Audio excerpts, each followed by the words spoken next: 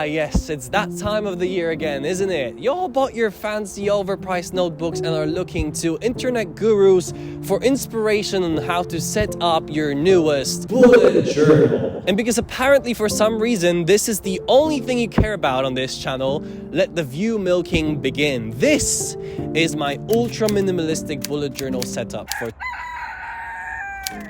Okay, so here's the deal. You gotta know what you're gonna use your bullet journal for. My main focus is the actual journaling part, and the bullet is just kind of like an additional benefit. In the past, the first page of my bujo would usually be a fancy key spread, but I'm reading Joey Coffone's The Laws of Creativity, and a footnote of all things caught my immense attention. The very first page of a notebook can be intimidating, as if it's precious or represents everything that comes after it. Years ago, I started putting a big slash across the first page to get past this feeling, and I've been doing it ever since. Wow, even just reading this felt so liberating for some reason. So as a recovering perfectionist, I decided to fully embrace this mindset this year. And so my first spread is actually super simple. So yeah, no fancy key spread this time, just a 2024 written with a Sharpie and underlined. As you can see, there isn't really even a real key because I just know what bullets I use for what. This year, I changed them up a little bit and use an open bullet for an event and a closed one for a task. And once I complete a task, I just cross it out. I just find it more satisfying. At the end of each year, I ask myself a question. What the f just happened? On a slightly more serious note though, what good does journaling do you if you don't ever go back and reread your entries? And to make sure you pick up those that make the most impact for your next year, ask yourself 3 questions. What worked? What didn't? And what lessons did I learn? These 3 exact questions go into my 2023 review spread. You can pause it right now if you feel like a nasty little stalker, or don't. Who cares?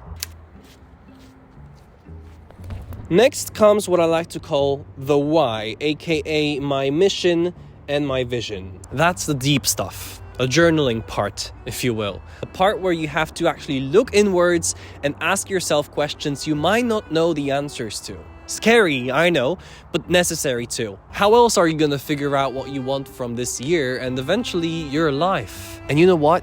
I'll let you in on the secret. Your very own journal is not that much different from Tom Riddle's. Yep, you've got questions and it's got answers. You just got to put the pen on the paper. I'd recommend you start with your values. What are some of the most important things for you in life? When do you feel the most fulfilled and energized? Then try and write up a mission statement. What is your purpose on this planet? But do not sweat about making it perfect, because anytime that it changes or you realize that you're actually here to do something else, you can just go back, cross out what you've written, and rewrite it. And if any of you watching this flinch at the thought of that, well, you're probably a perfectionist, and that means you should do that even more. I also write a 5-year and 12-month vision, which is just like a loose letter to myself, and I allow myself to go crazy and fantasize in it, like I don't anywhere else.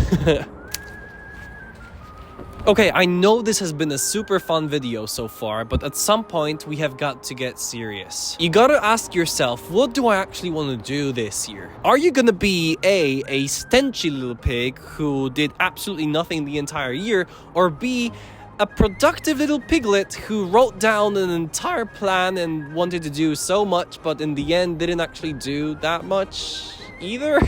You see, that's the sad reality. We do not accomplish most of our goals, but I think that's mostly because we focus on the goals too much instead of on the actions that are supposed to get us there. And that is why my goals in this setup are on gray while the action points are on black, because I want the focus to be on the latter. The goals are just the motivational part, you know? They're not anything in my control. They're just the things that get me going when I imagine what could it be in 12 months. But as long as I check off all of the action points below, I don't actually care if I accomplish these goals or not, because at that point, I'll have known that I did everything that I possibly could. My action plan also includes a future log, which this year I decided to expand, even though in the past I didn't really use it. You see, I'm a very visual guy, so I like to plan things out visually as well. So having a separate monthly calendar for each month makes me feel like a general of my own time when I move around the different pieces and parts of the puzzle and create a wonderful strategy of action. Psst, psst, come over. Yes, you, come here. Hi, it's good to see you, man. What am I doing? Nothing much, just waiting for my patrons to arrive. The ones that support my work and get to see exclusive content in return. You want to become one of them? Nah, really? Well, I'll let you in on a secret. There might be a free trial link down in the description below. Check it out. Or don't. Whatever you want.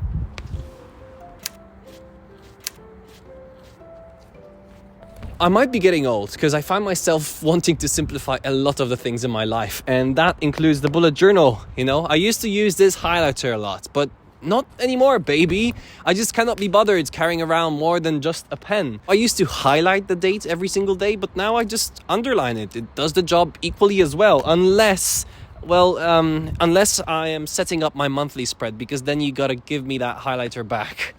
But don't get me wrong, this is still very simple. Just a quick gratitude log on the left and a monthly action plan on the right. And I'm happy because the action plan is also looser than what it used to be. It's more of a brain dump of, okay, what do I want to accomplish this month? Or what can I get done from my yearly action plan? Because you can never trust your future self, can you? You never want your future self to wake up and not know what exactly they need to be doing in order to become successful for their more future self.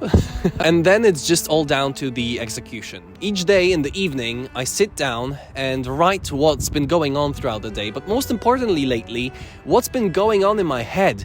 And you really don't want to skip this part, okay? I know some of you will be like, nah, that's not for me, but trust me, that is the most valuable part about this whole thing. Reading back through these entries, noticing patterns, laughing at events that you forgot that even happened, man, that is just priceless. But once the reflection is done, I'll just set up my next daily spread and write down the tasks that I want to accomplish that day, my most important ones, just the highlights. And again, I'll source them from the yearly or more likely the monthly action plan. And that way, I'm pretty sure I'll stay on track with my goals this year.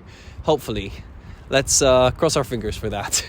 So that's it, folks. This is my bullet journal setup for 2024, and I have got a feeling for some reason that is going to help both you and myself make this year the best year yet. If you're new to this channel, welcome. My name is Bartek. I'm a rational romantic with a mission to help 1 million Gensers become helpless optimists through self-growth, creativity, and adventure. So if you're into that kind of stuff, why don't you subscribe and follow along? And if you really want to support my work, head down to the link in the description and check out my Patreon page. You might not regret it.